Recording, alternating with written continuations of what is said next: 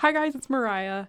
I am so excited you're here because today we are talking all about how I have gotten so many brand deals without ever once pitching a brand.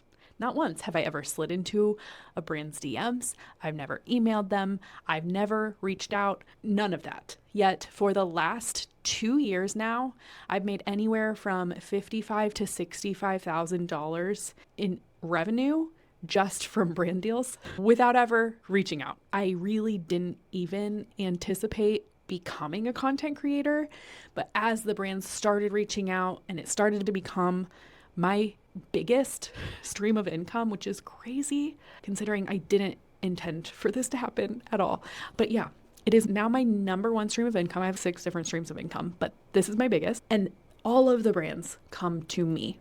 So today we're going to talk about how does that happen? Great question. So glad you asked. This is not new to me. I have worked for myself for the last decade, and not once have I ever cold pitched a client. Not when I was growing my freelance graphic design business, not as I started coaching and mentoring freelancers online. My content has really become my main opportunity driver, and I'm very grateful for that because a baby and a toddler at home, I do not have time to be cold pitching clients, brands, customers ever. I don't have time, which is why for the last probably 7 out of the last 10 years have I really focused on creating content that builds my online visibility and brings clients and paid opportunities to me versus the other way around. Like I have turned my content into my 24/7 sales team so that I don't have to work that hard to find paid gigs. Now, what does $55,000 to $65,000 in brand deals actually look like for somebody like me who is genuinely a micro influencer? All of these brands, almost 95% of the brands that I work with, are paying me to post on my Instagram, where I only have, at the time of filming, 8,304 something followers. Whereas TikTok, I have 30,000 plus followers, but brands want my Instagram content because it's such a reliable platform. TikTok, we all know, it's a lot. Also, TikTok's become much more of a pay-to-play platform where if you put that it's a sponsored post, the reach is so low on that platform anymore. And brands know this. So most of them are paying me for my Instagram content, which is under 10K right now in terms of followers. So often I am making anywhere from $500 to $1,500 for one single Instagram reel. And that's not even including whitelisting or additional usage rights. So what does that even mean? Brands will pay me to put a sponsored piece of content in my feed where it lives forever. However, oftentimes it is in the brand's best interest to whitelist that content on top of just having it live in my feed. So whitelisting is where you see like those partnership ads that pop up on your screen when sponsored posts start rolling in on Instagram stories or in your Reels tab, where it will say like Mariah Altoff and another brand and that it's sponsored.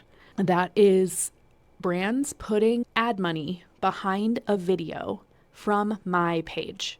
They're using my warm audience and my brand recognition to capitalize further on that by putting paid ad revenue in meta ads. However, they don't get to do that for free because they're using my image, my likeness, my content, my IP, right? So I will then charge a monthly usage rights fee for them to do that. So anytime you see a sponsored post that has ad money behind it, know that like I am charging that brand a monthly rate to do that. Plus they're paying for the ad spend behind it too. I don't know how much money they're pumping into ad spend, but they are paying me a monthly fee to use that content for paid advertising. The base rate is for in-feed organic content.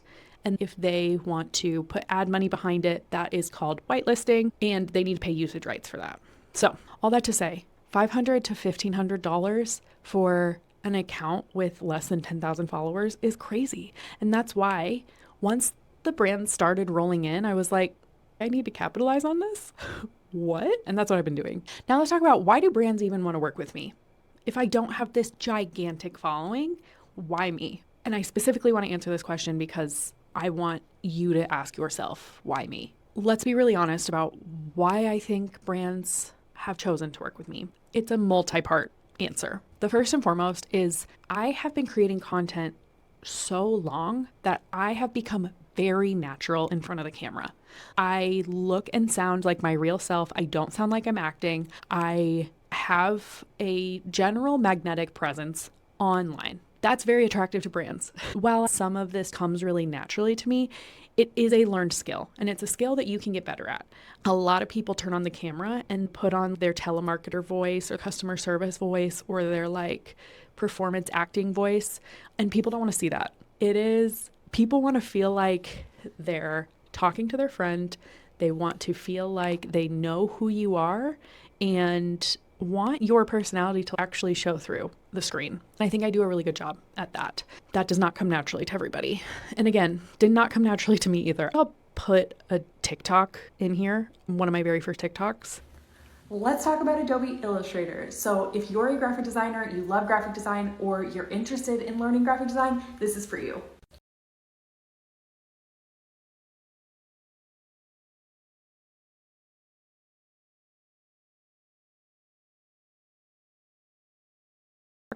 It wasn't great. It was pretty over the top acting, but because I've gotten better at content and showing up on camera, that really shows through. So that's first and foremost, having an authentic, magnetic personality online. 2 is actually creating content with strategy and sales psychology in mind.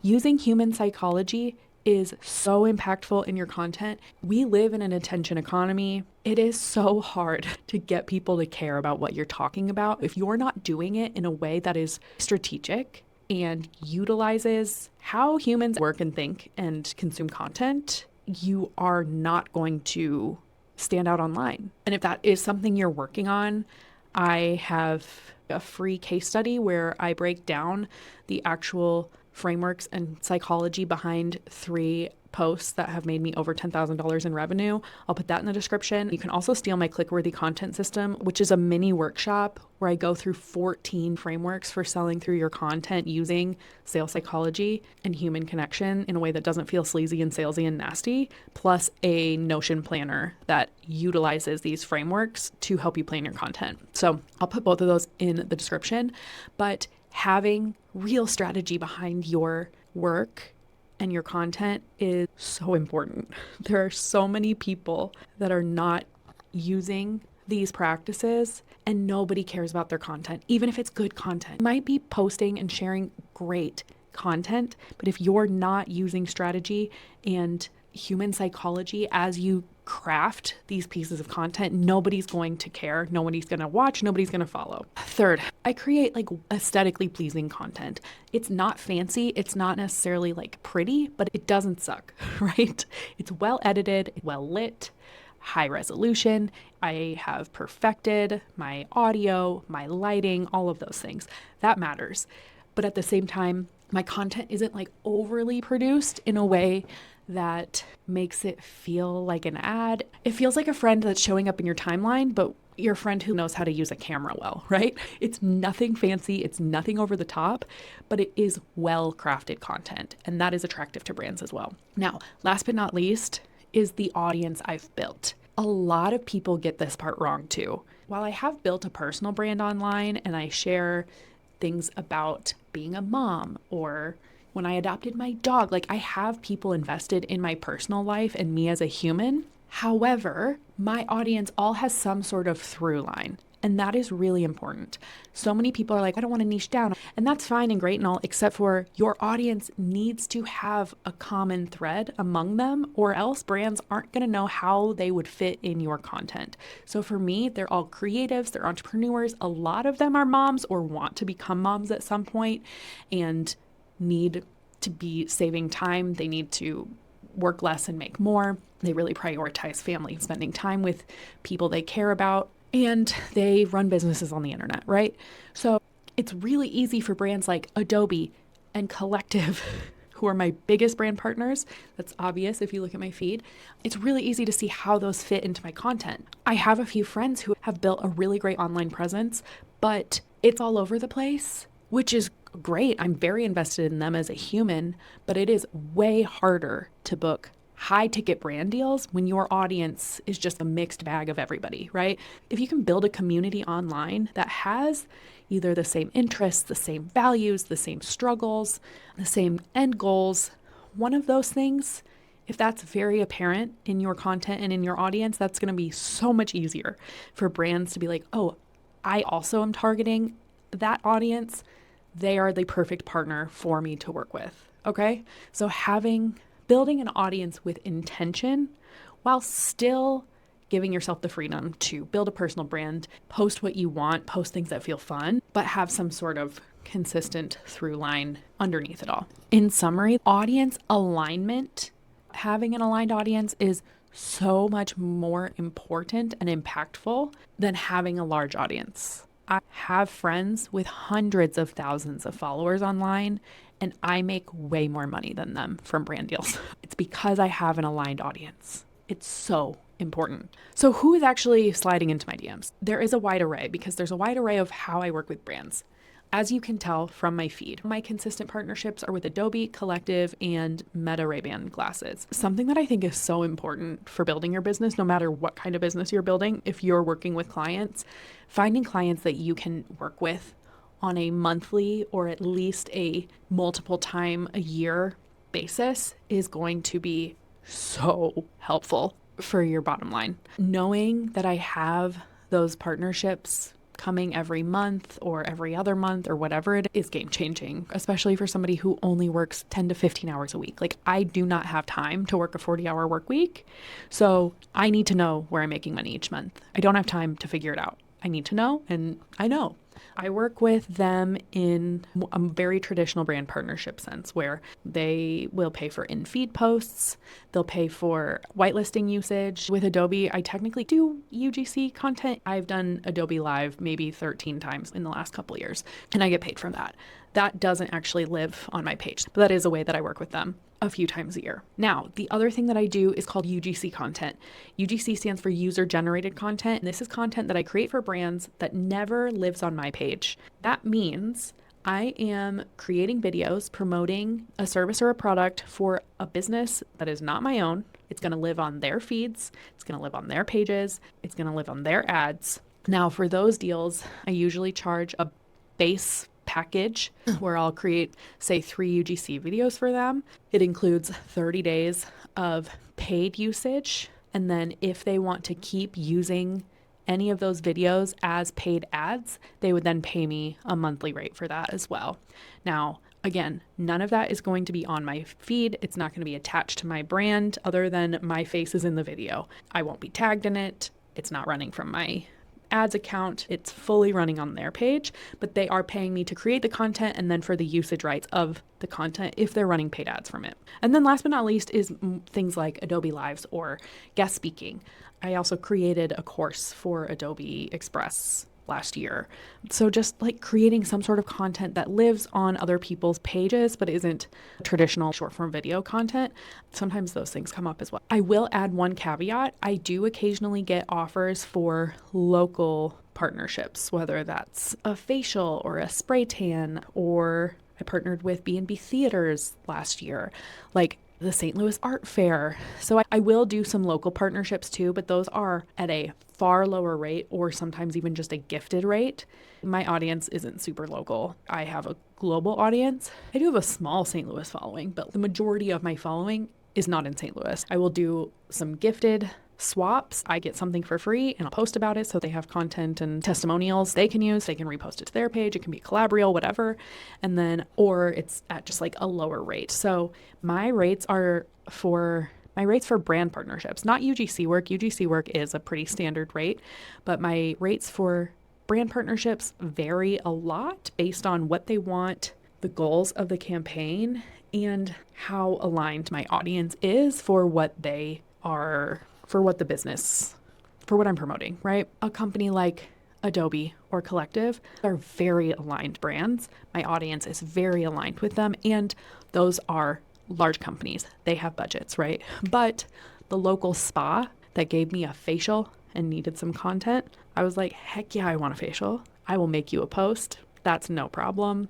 that was gifted. And then obviously there's a lot in between. I just did a TikTok post that was $500. It was a very aligned brand, but it wasn't a gigantic company. So it really depends on what they want, how aligned it is, and what their budget is, right? So I give custom quotes for every brand I work with. So what do you actually need in order to get started working with brands on your social media platforms in a brand partnership or a UGC capacity? First, let's talk about what you actually need versus what you think you need. I know you think you need a fancy mic, fancy lights, and a fancy camera. You don't need any of that, okay? I need you to have a phone with a camera and a window. Actually, I much prefer natural light for when I film my content. Don't always have access to natural light anymore because my house is filled with tiny children that are really loud and obnoxious. So I film a lot of my content at my co-working space like you see here, which does require artificial lighting. They provide that for me. These aren't even my lights. I will do another video on all of the equipment I actually use and recommend. I've tried a lot of things. I have a really solid setup. So that will be a video to come. So make sure you subscribe for when that comes out. I need you to just start with what you have. I don't need you to buy a fancy mic. I don't need you to buy fancy lighting. I need you to go stand in front of a window and film some content. If you want to get really wild, you can use your back camera and get a tripod, but you don't need anything more than that. Deal? Deal. Building an audience is a million times more important than the equipment you're using. I grew to 30,000 followers on TikTok in, I think, a year and a half with just a phone and a window. I wasn't even that good at content then. Please don't go buy a bunch of equipment that you don't need, that you don't necessarily even know how to use. It is far more important for you to build an audience online and learn how to create content that feels very authentically you, isn't overly performative, and utilizes really strong storytelling techniques in tandem with human sales psychology. Honestly, if you're going to get really good at anything, I would focus on getting really good at editing. Right now I use CapCut. I don't know what the future of CapCut holds, if I'm being honest, but at the time of recording, CapCut is still alive and here in the United States. I have a free edit with me video so you can see how I do more of how I use CapCut on my desktop to create some higher skill set edits that aren't just basic text edits. You can do a lot with CapCut, and it is a beefy training. I tried to cut it down as short as I could, but it's a lot. You can watch me edit one of my most edited videos on Instagram. I'll put that in the description if you want it. Now, when it comes to content creation, here's what a lot of people get wrong. They start creating content and all their content is just getting 200 views. It's going nowhere. Nobody likes it and they have 10 whole followers. Here's the thing. Not all of your content is going to be hits.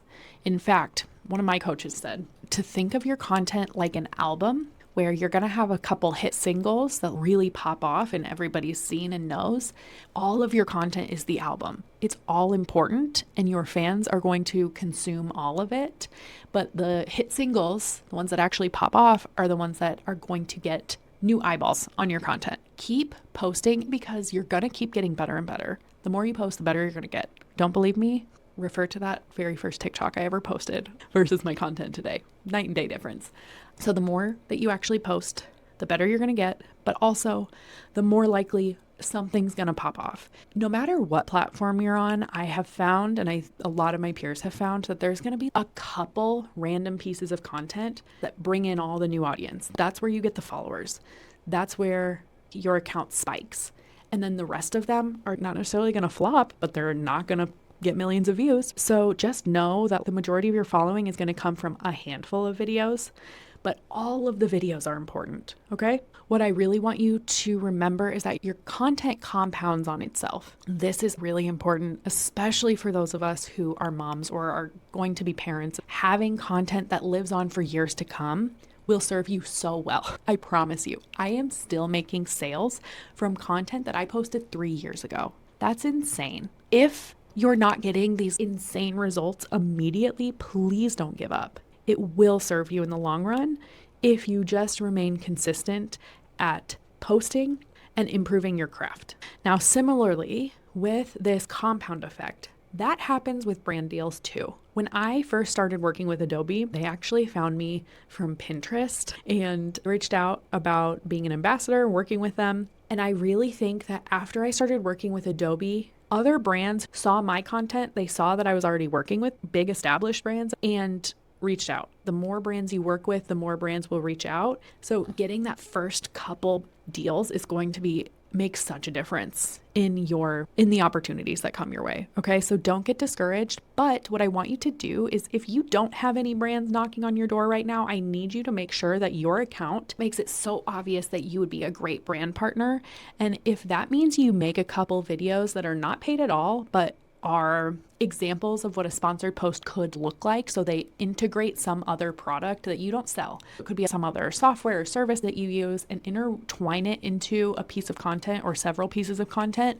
Helps showcase what kind of video content you could make for brands and how it fits with your audience. It's similar to like my graphic design students. I tell them like, make fake portfolio projects until you get a client. This is the same thing. Okay. Make fake brand partnership posts just out of a purely authentic place of, I really love and use this brand and here's why. Obviously don't frame it like that. That's such a boring video, but you get what I mean. Do it in such an authentic way that brands are going to start noticing and being like, oh, I see how we could fit into her content. I'm going to reach out. All right. Last but not least, let's talk about your overall content strategy. So I really want you to focus on one platform. For me, that's Instagram. Even though my TikTok following is 4 times the size, brands want to pay me for my Instagram content. So I am focusing on Instagram, and then I'm repurposing my Instagram content to other platforms. I still want to be on those platforms, but I don't have time to optimize every single video for every single platform.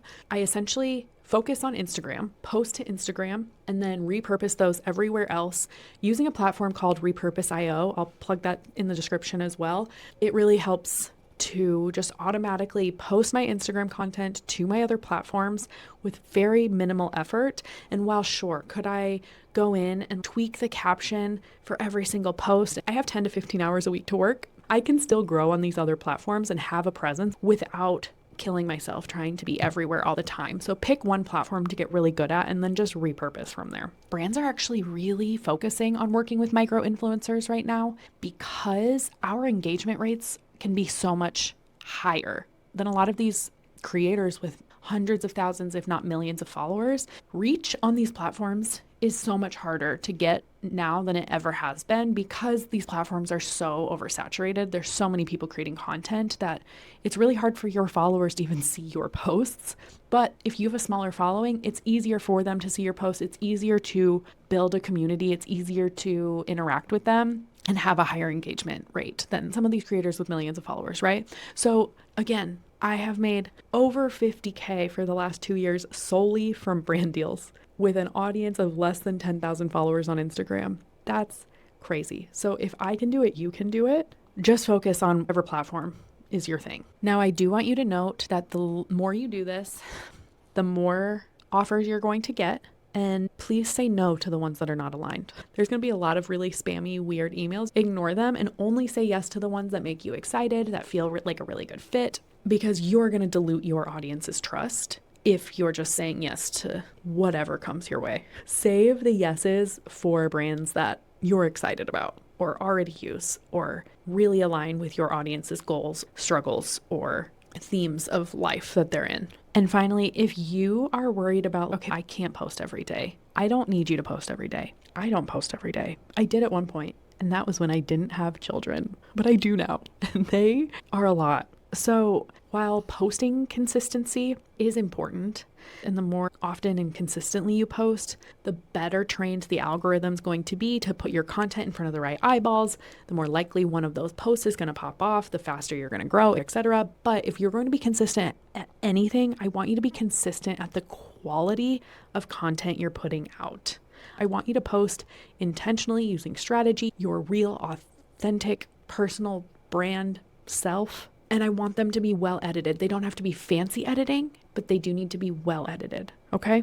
Because that does matter to brands. All right, so in closing, here's what I want you to do. 1, I want you to so believe and know that this is possible for you, okay? Less than 10,000 followers, and I made over 50K for the last 2 years. To get started with this, I want you to first ask yourself, what is one thing you can do today that's going to start setting up your content to not only act as your 24/7 sales team, but to start positioning yourself as someone who could work with brands, brain dump all your ideas, put it in a Google Doc. And how can you begin building this content compounding effect, even if the very first step that you take is so small? What is the first step you're going to take? Tell me in the comments. We can hash out any ideas you have in there, and then hit subscribe so that you can get access to whatever else I'm going to talk about for this. Check the description for all the free resources that I mentioned. Let this be your permission to just show up imperfectly, but authentically, and with purpose and thought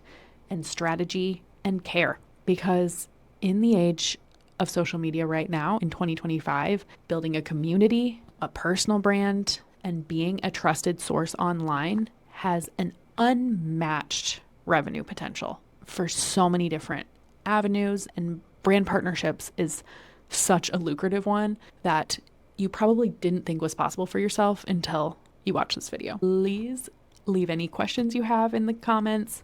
Go say hi on Instagram, give me a follow there, and I'll see you in the next video. Bye.